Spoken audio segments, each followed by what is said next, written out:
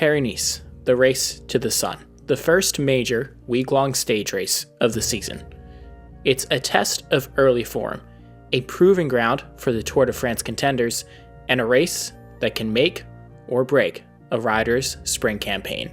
And in 2005, it became the setting for an unexpected and career-defining victory, one that rewrote the history books. The race began, as always, with a short prologue, just 4 kilometers long near Paris. But don't let the distance fool you. A 64-meter climb in the first half made this a test of pure power and pacing. One of the biggest stories of the race was the return of Lance Armstrong. The 6-time Tour de France winner was back at Paris-Nice for the first time since 1999, eyeing an unprecedented 7th Tour victory later that year. But unlike in July, he wasn't the outright favorite here. Defending champion Jörg Jaschke, riding for the revamped Liberty Seguros team, was looking for a repeat, but on a new team, it might lack the dominance of the previous year. Would he have the legs and support to go back-to-back? Enter Jens Voigt. The German powerhouse from Team CSC is already a 2-time Criterium International champion and fresh off a commanding Tour de Med victory.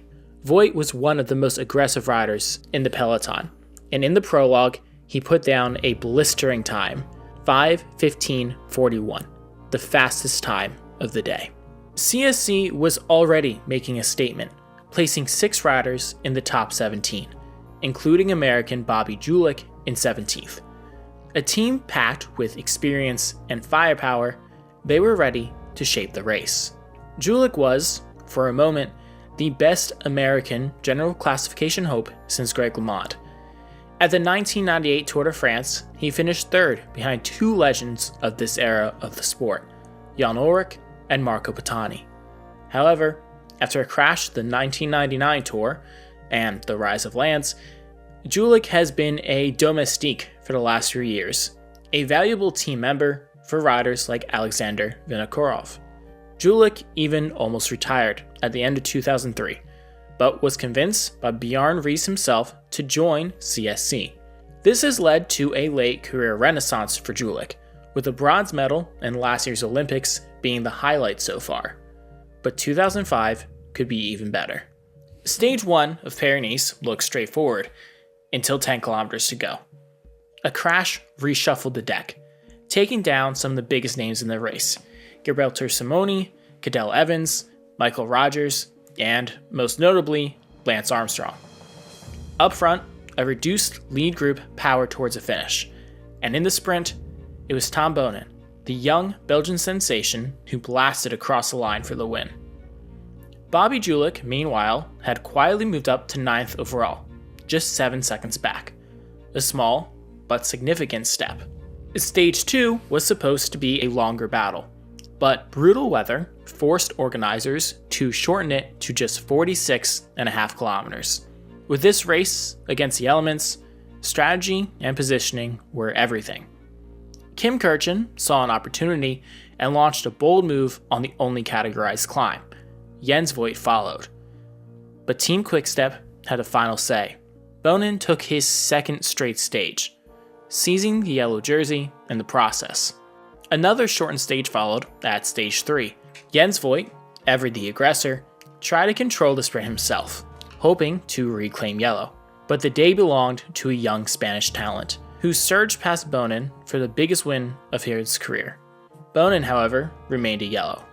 Stage 4 was set to be the first arrival of a GC battle. In the final kilometers of the day, Julich is in the lead group, which has been set up by Fassa Bortolo for their Swiss star, Fabian Cancellara. The team surges, splitting the breakaway in half and setting up Cancellara for the win. But for Julich, the effort also paid off, finishing 4th on the stage, gaining precious seconds, and is now sitting 3rd overall, just 20 seconds behind. The American was in striking distance as the race headed to the ultimate test on stage 5. Every edition of Paris-Nice has a defining moment, and in 2005, that moment was Mont Ferron, a brutal Category 1 climb. The attacks came early. Cadel Evans, Vinokourov, Simoni, Valverde, and a young Alberto Contador all testing each other. It was chaos. But in the midst of it all, Bobby Julich played it perfectly.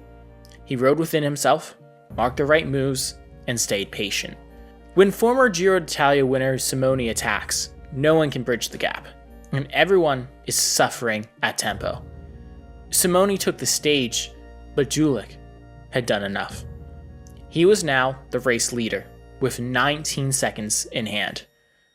If Stage 5 was where Julich took the lead, Stage 6 was where his team ensured he kept it. CSC sent a rider into the break, easing the pressure on their leader. When the attacks came, they were neutralized. Stage 7. One last test. Attacks from Contador and Vinokurov animated the race, as did a near crash by Contador.